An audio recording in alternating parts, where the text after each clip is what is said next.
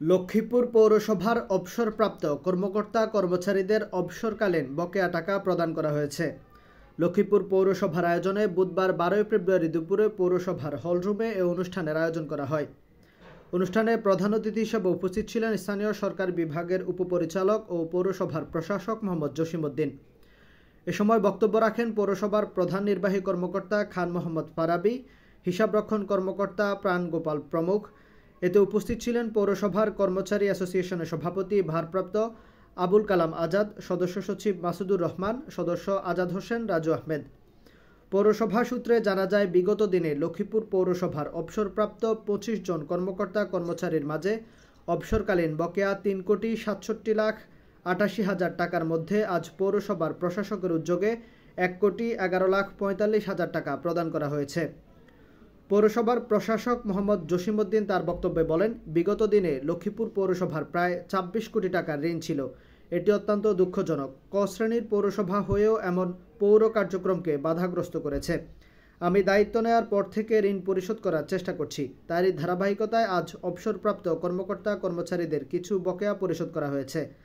আস্তে আস্তে বাকি ঋণও পরিশোধ করা হবে। আমি একটা কথাই বলি সবসময় যে লক্ষ্মীপুর পৌরসভা একটা ক শ্রেণীর পৌরসভা, সেই হিসেবে এটা আয় ইনকাম ভালো আলহামদুলিল্লাহ, কিন্তু এটার যথেষ্ট ব্যবহার করা হয়েছে অতীতে, সঠিক ব্যবহার করা হয়নি। আমরা যদি এই আয়টা সঠিক ব্যবহার করি, যেমন লক্ষ্মীপুর পৌর নাগরিকদের সেবা দেওয়া যাবে, তেমনিভাবে আমাদের যারা সহকর্মীরা দীর্ঘদিন চাকরি করছে তাদেরও যে কিছু অধিকার আছে, এটা আমি মনে করি আপনাদের অধিকার। এটা কিন্তু আপনাদের কোনো এই দান দক্ষিণা বা দয়ার কিছু না, এটা আপনাদের অধিকার। আপনারা আমার কাছ থেকে আপনাদের অধিকার নিচ্ছে। আমার কোনো সামর্থ্য নাই যে আপনাকে আমি দান করবো পৌরসভার টাকা দিয়ে। এটা পৌরসভার আপনাদের অধিকার, হক, এই টাকাটা নিচ্ছে। এটা আমি বরাবরই উপলব্ধি করেছি যে এটা এত ইনকাম থাকা সত্ত্বেও এত দেনা কেন পৌরসভা। তো পিছনের কথা আমি বলবো না, অতীতে অনেক কিছু হয়েছে যেগুলিকে আমরা আইনগতভাবে বৈধতা দিতে পারি না, কিন্তু অনেক কিছুই করা হয়েছে যার ফলে আজকে এই পৌরসভার বেহাল অবস্থা। যদি সঠিকভাবে পৌরসভা পরিচালিত হতো, আজকে আপনাদের কষ্ট করার কথা ছিল না। সঠিক যদি সিদ্ধান্ত হতো, কষ্ট করার কথা ছিল না। সঠিক সিদ্ধান্ত হয়নি, সঠিকভাবে পৌরসভা পরিচালিত হয়, এটাই কিন্তু বোঝা যায়।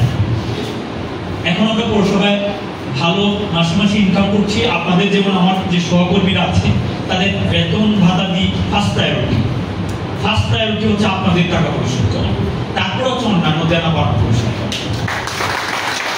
আমার বলতে একটু দ্বিধা নাই। এখানে আমাদের সম্মানিত সাংবাদিক ভাইরা আছেন, তাদেরকেও কৃতজ্ঞতা জানাচ্ছি, ওনারা আসছেন। আমার বলতে দ্বিধা নাই, লক্ষ্মীপুর পৌরসভায় আমি যখন যোগদান করি, এর আগে আমার সহকর্মী ছিল, আমার একজন খুব কাছের একজন সহকর্মী ছিল, সেও আন্তরিকভাবে কাজ করে গেছে।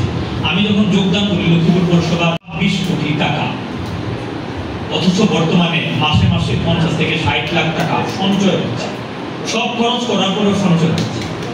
তাহলে কিভাবে দেনা হয়?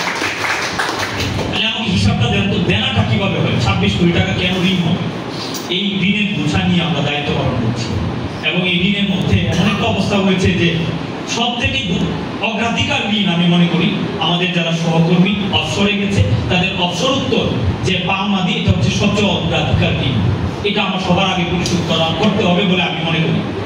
তারপর অন্যান্য বর্তমানে পৌরসভায় কিছু টাকা পয়সা জমতেছে স্বাভাবিকভাবে, যেহেতু বিভিন্ন আমাদের মাসে মাসে সেভিং হচ্ছে, এই খবরও কিন্তু সবাই রাখে। না রাখার কিছু নাই, এটা লুকানোর কিছু নাই। আমি বলতে পারি আমার কত টাকা সেভিং আছে। যেমন জমা